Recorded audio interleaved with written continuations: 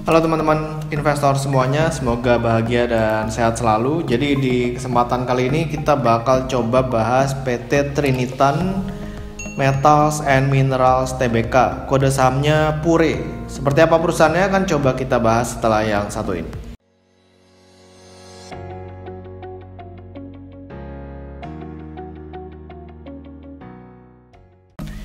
Nah, jadi ini sebenarnya perusahaan ini didirikan di tahun 2009 ya. Jadi udah sekitar 12 tahun nih kalau di tahun 2021 ini.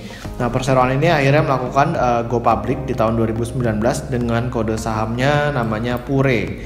Nah, jadi kalau misalnya kita lihat tentang perseroan di sini adalah kegiatan usahanya ini industri pengolahan logam dasar bukan besi, logam dasar mulia dan mineral. Nah, ini produk-produknya ada timah ya, timah, antimoni dan juga silver. Dan ini juga udah diekspor ke lebih dari 5 negara. Dan saat ini perseroan lagi mengembangkan bisnis smelter. Ya, bisnis smelter lalu merupakan pionir pemanfaatan teknologi hidrometalurgi. Nah, ini kalau misalnya kita lihat jenis produknya itu ada beberapa nih, ada pure lead, ada calcium lead, ada lead part, ada high antimony, antimony lead, tin lead, dan juga ada pure antimony. Dan pegawainya udah sekitar 219, jadi cukup banyak ya. Dan kapasitas secara tahunannya ini ada di kisaran 39.700 metric ton. Nah, jadi memang tantangan yang dihadapi oleh perseroan di sini mereka mengatakan bahwa memperoleh bahan baku ini sangat susah ya. Apalagi kalau misalnya disertai dengan kenaikan harga beli dari supplier baik untuk bahan baku lokal maupun impor. Nah, lalu penurunan daya beli juga ini menjadi tantangan dari perseroan ya untuk si Trinitan ini sendiri. Nah, di sini kita bakal coba lihat dari kinerjanya si PURE seperti apa. Nah, di sini kita bakal memperhatikan di tahun 2018 omset perseroan 584 miliar. Tahun 2019 turun menjadi 452 miliar. Padahal tahun 2019 ini mereka baru melakukan IPO ya, Dan kalau misalnya kita lihat bottom line-nya, tahun 2018 sempat profit 27 miliar, tahun 2019 profitnya ini hilang ya, sekarang udah rugi sekitar 27 miliar. Nah, kalau misalnya kita mau lihat dari interim year to date-nya di 9 bulan tahun 2020, pendapatannya itu turun sangat drastis ya, dari 418 miliar menjadi 122 miliar. Ruginya juga sangat dalam, dari 28 miliar ini ruginya sekarang udah menjadi 78 miliar karena memang tadi perseroan mengatakan bahwa sangat sulit untuk mendapatkan bahan baku, udah gitu harga komoditasnya naik jadi lebih mahal dan lain sebagainya.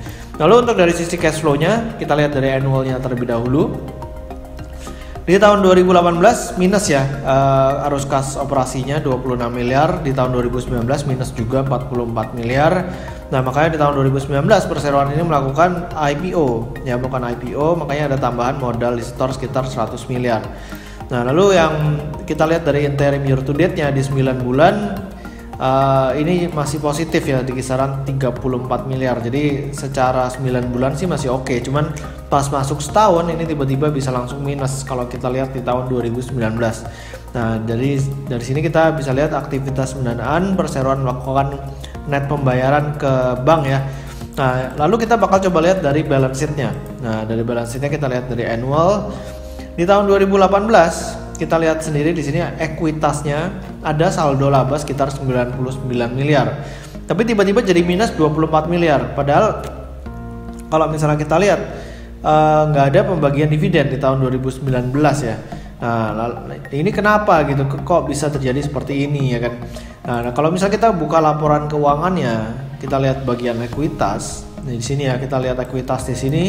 Di sini saldo laba 98 tiba-tiba langsung jadi minus 23 ya kan. Kalau misalnya kita mau cari keterangannya dari sini agak kurang kelihatan. Jadi makanya kita perlu lihat di bagian ekuitasnya di sini. Nah, di bagian ekuitas di sini ada namanya modal ditempatkan dan di store penuh sekitar 10 miliar ya di tahun 2018 awal, lalu per 31 Desember 2018 ini nilainya sekitar 10 miliar. Nah, saldo labanya di 31 Desember itu 98,8 miliar. Nah, tapi di sini ditulis penambahan setoran modal saham melalui pembagian dividen saham. Nah, jadi di sini saldo labanya dibagikan. Ya, saldo labanya dibagikan lalu langsung di store menjadi modal saham ya, setoran modal saham di sini. Nah, jadi makanya di sini modal ditempatkan dan di store penuhnya naik sekitar 89,99 miliar ya dari 10 miliar. Lalu di sini juga ada penambahan modal di store. Makanya terakhir per 31 Desember 2019 modal ditempatkan dan di store penuhnya ini 133 miliar. Nah, sementara di tahun 2019 perseroan mencatatkan rugi ya sekitar 27 miliar, makanya saldo labanya negatif 23 miliar. Nah, ini jadi nggak ada uang yang benar-benar masuk ke dalam perseroan ya, ke dalam perseroan seperti ini. Ini cuman dipindahin aja dari saldo laba pindah ke modal di store. Lalu kalau misalnya kita lihat dari sisi penjualannya di sini juga pendapatan dan beban lain-lainnya sih nggak gitu besar ya, nggak gitu besar. Cuman memang ruginya cukup lumayan di sini. Nah, lalu yang perlu kita perhatikan di sini adalah piutangnya nih. Nah, piutang juga dari pihak berelasi yang tadinya 75,5 miliar di tahun 2018 ini tiba-tiba hilang ya kan, tiba-tiba hilang di tahun 2019. Nah, ini ada kemungkinan sih perusahaan ini mencatatkan piutang di tahun 2018 untuk apa? Untuk meningkatkan pendapatannya menjadi 583 miliar sehingga bottom line-nya bisa kelihatan profit ya kan, bisa kelihatan profit 27,2 miliar. Lalu yang menjadi perhatian saya adalah ketika di insider, ini saya ambil dari Stockbit ya. Ini Trinitan ini yang awalnya di tahun 2019 punya 70-an% saham, mereka menjual terus nih sahamnya.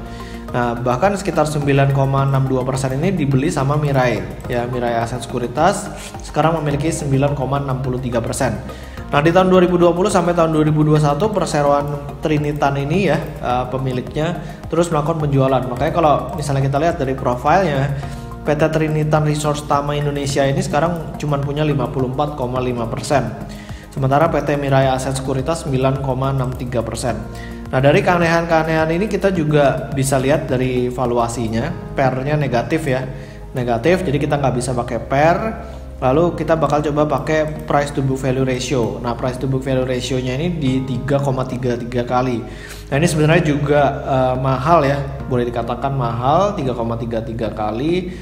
Lalu kita juga coba lihat dari current ratio juga kurang bagus, DAR-nya juga 4,01, ini terlalu tinggi. Ya udah mirip-mirip Bank BCA nih, perbankan.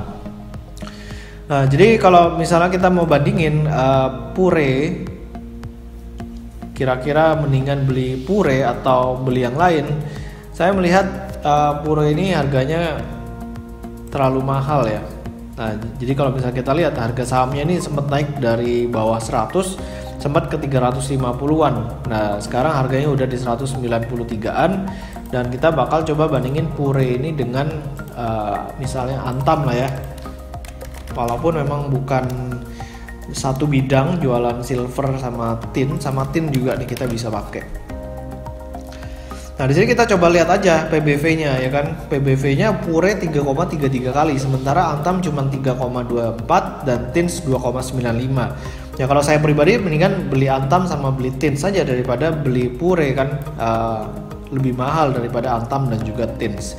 Oke, jadi demikian dari saya tentang Pure. Semoga videonya bermanfaat. Jangan lupa buat di-subscribe YouTube channel saya dan juga follow Instagram saya di Pesan Saham.